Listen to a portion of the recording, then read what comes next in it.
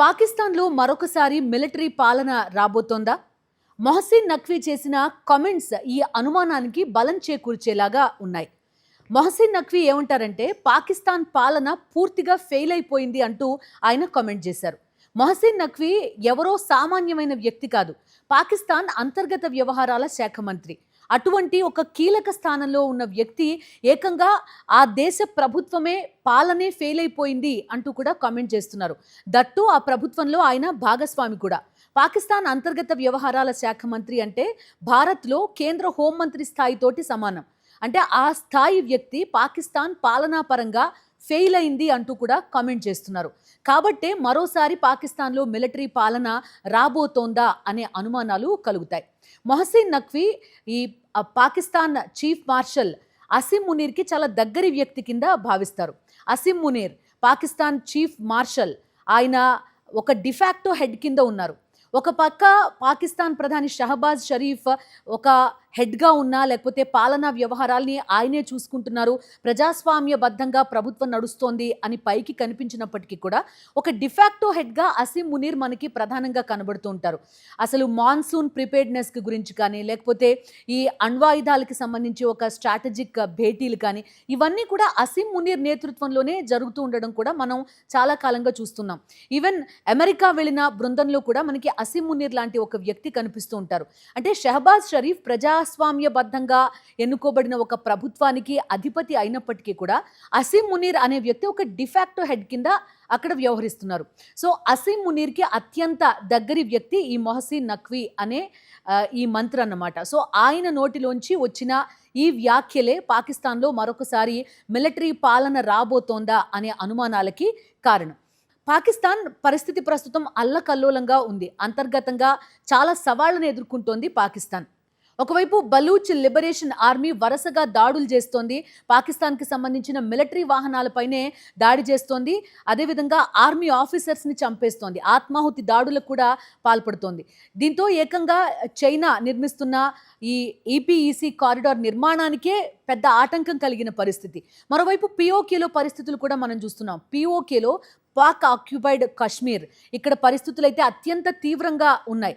అక్కడ కంప్లీట్గా ఆందోళనకారుల్ని అణచివేసే ప్రయత్నం చేస్తోంది. మాకు కనీస సౌకర్యాలు కావాలి, కనీసం మాకు ఆహారం కానీ తాగునీటి సదుపాయం కానీ లేకుండా అల్లాడిపోతున్నాం అంటూ కూడా పిఓకేలో అవామీ యాక్షన్ కమిటీ పేరుతో అక్కడ పెద్ద ఎత్తున ఆందోళన చేస్తున్నారు. వాళ్ళకి చెక్ పెట్టడానికి వాళ్ళపైన కాల్పులు జరిపిన పరిస్థితి.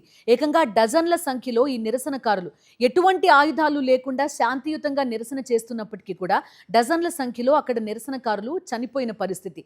మరోవైపు ఇటు తెహ్రీక్ ఏ పాకిస్తాన్ తాలిబాన్ ఈ గ్రూప్ ఆఫ్ఘనిస్తాన్ సరిహద్దుల్లో అటు ఇంటర్నల్గా పాకిస్తాన్లో కూడా పలు దాడులు చేస్తోంది. సో ఓవరాల్గా 4 దిశల నుంచి కూడా పాకిస్తాన్లో ఒక సంక్షోభ పరిస్థితులు, దాంతోపాటు నిరుద్యోగం, అదేవిధంగా యువతలో తీవ్ర అసంతృప్తి ఉంది. ఒక పక్క ఆహార ధాన్యాలు కానీ లేకపోతే మామూలు రోజువారీ ఖర్చులు కానీ విపరీతంగా పెరిగిపోయిన పరిస్థితి. సో ఇలాంటి ఒక సంక్షోభ పరిస్థితుల్లో ఒకటి అంతర్గత సంక్షోభం, అనిశ్చితి, రాజకీయ అనిశ్చితి, దాంతోపాటుగా ధరల పెరుగుదల, దీంతోపాటు నిరసనకారుల ఆందోళనలు. పాకిస్తాన్లో పలు ప్రాంతాల్లో వరుసగా పిఓకేతో పాటు బలూచిస్తాన్లో అయితే ఖైబర్ పఖ్తూన్ఖ్వా ప్రావిన్స్నే బిఎల్ఏ తమ అధీనంలోకి తీసేసుకున్న పరిస్థితి. ఒకవైపు ఇటు ఆఫ్ఘన్ సరిహద్దు ప్రాంతంలో ఆందోళనలు, ఇలాగా పలు రకాలుగా ఒక సంక్షోభ పరిస్థితుల్ని పాకిస్తాన్ ఎదుర్కొంటోంది. సో షహబాజ్ షరీఫ్ ప్రభుత్వం ఏం చేస్తోంది? వ్యతిరేకత, ప్రభుత్వం పట్ల వ్యతిరేకత కూడా పెద్ద ఎత్తున కనిపిస్తోంది. సో ఈ నేపథ్యంలో ఏమన్నా అసిమ్ మునీర్ మరొకసారి మిలిటరీ పాలన దిశగా వెళ్లే అవకాశం ఉందా? అందుకే మొహసిన్ నఖ్వీ లాంటి వ్యక్తులు ఇలాంటి కామెంట్స్ చేస్తున్నారా అనే అనుమానాలు ఖచ్చితంగా కలుగుతాయి. దాంతోపాటుగా ఇటీవలి కాలంలో మనం చూస్తున్నాం, 2 రోజుల క్రితమే సౌదీ అరేబియా, తుర్కయే, పాకిస్తాన్ ఒక ఒప్పందానికి వచ్చాయి. ఒక దేశం మీద ఎవరైనా దాడి చేస్తే ఈ 3 కూడా ప్రతిస్పందిస్తాయి అనే రకంగా, అంటే ఒక గ్రూప్గా, ఒక రక్షణ వ్యవస్థగా ఈ 3 దేశాలు కలిపి ఒక ప్యాక్ట్లోకి వచ్చాయి. మక్కా ప్యాక్ట్ అని దీన్ని చెప్తున్నారు. సో ఎందుకంటే పాకిస్తాన్లో ఒక పక్క అంతర్గత సంక్షోభం, ఒక పక్క తీవ్ర వ్యతిరేకత, ఈ అన్ని కారణాలతోటే కూడా ఒక ప్యాక్ట్లో కూడా పాకిస్తాన్ రావాల్సిన పరిస్థితులు. సో ఇలాంటి మొత్తం కారణాల వల్ల మరొకసారి మిలిటరీ పాలన దిశగా పాకిస్తాన్ వెళ్తుందా అనే అనుమానం చాలా మందిలో వస్తోంది. మరోవైపు ఇమ్రాన్ ఖాన్ ఎప్పుడైతే గద్దె దిగారో, ఆ తర్వాత ఆయన్ని జైల్లో పెట్టారో అప్పటి నుంచి కూడా ఈ అసీం మునీర్ అనే వ్యక్తి ఖచ్చితంగా మిలిటరీ పాలన తీసుకొస్తారు అనే అంచనాలు చాలా మందిలో ఉన్నాయి. కానీ అలా కాకుండా షహబాజ్ షరీఫ్ ప్రభుత్వం వచ్చింది. ఏదో ఒక ప్రజాస్వామ్య పాలన నడుస్తోంది అనే ఒక కలర్ బయట దేశాలకు మాత్రం ఇస్తున్నారు. ఆ తర్వాత ఆయన మిలిటరీ చీఫ్ దగ్గర నుంచి ఏకంగా ఈ చీఫ్ మార్షల్గా కూడా ఆర్మీ చీఫ్ నుంచి ఏకంగా చీఫ్ మార్షల్గా కూడా అవతారం ఎత్తిన పరిస్థితి. ఈవెన్ వేరే దేశాల్లో పర్యటించినప్పుడు నిర్ణయాధికారాల్లో కూడా అసీం మునీర్ అనే వ్యక్తి ఒక కీలక వ్యక్తిగా ఉన్నారు. అలాగే పాకిస్తాన్కి మిలిటరీ పాలన అనేది కొత్తేం కాదు. 1947 నుంచి మొత్తం 4 సార్లు మిలిటరీ పాలనలోనే పాకిస్తాన్ ఉంది. 1958, 1977, 1999. మనలాంటి ఎక్కువ మందికి 1999 పరిణామాలు చాలా మందికి కొంతవరకు అవగాహన ఉంది. దాంతోపాటు 1969 సంవత్సరంలో ఉన్న మిలిటరీ పాలన కాదని మరొక వ్యక్తి కూడా తెర మీదకి వచ్చిన పరిస్థితి. ఇలాగా 1947 భారత్ పాకిస్తాన్లకు ఒకేసారి డివిజన్ కావడం, స్వాతంత్రం రావడం పక్క రోజుల్లోనే జరగడం మనందరికీ తెలిసిందే.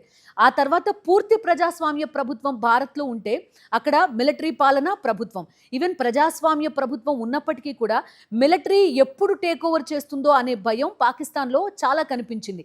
అందుకే ఆ దేశం ఇలా ఉండిపోయింది అనేది కూడా చాలా మంది అభిప్రాయం. మనందరం చూస్తున్నాం. సో ఈ మిలిటరీ పాలన, ప్రజాస్వామ్య ప్రభుత్వం ఎప్పుడూ కూడా పాకిస్తాన్ ఒక సంక్షోభ వాతావరణంలోనే ఉంది. అలాంటిది ఇప్పుడు మరోసారి అలాంటి పాలన వస్తే ఏంటి పరిస్థితి? అసీం మునీర్ నిజంగా ప్రజాస్వామ్య ప్రభుత్వాన్ని కాదు అంటూ కూడా మిలిటరీ పాలనని తీసుకొచ్చే అవకాశాలు ఎంతవరకు ఉన్నాయి? అదేవిధంగా ఇమ్రాన్ ఖాన్ అధికారంలో ఉన్న రోజుల్లో కూడా మిలిటరీని విమర్శిస్తూ కొన్ని కామెంట్స్ కూడా చేశారు.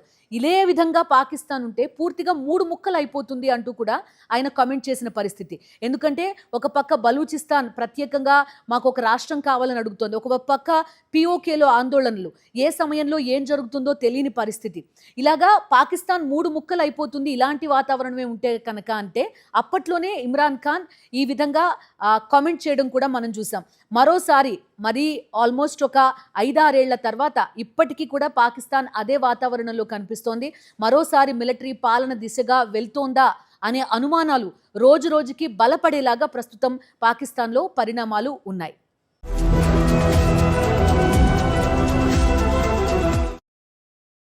మరిన్ని అప్డేట్స్ కోసం ఛానల్ ను సబ్స్క్రైబ్ చేయండి. నోటిఫికేషన్స్ కోసం బెల్ ఐకాన్ పై క్లిక్ చేయండి.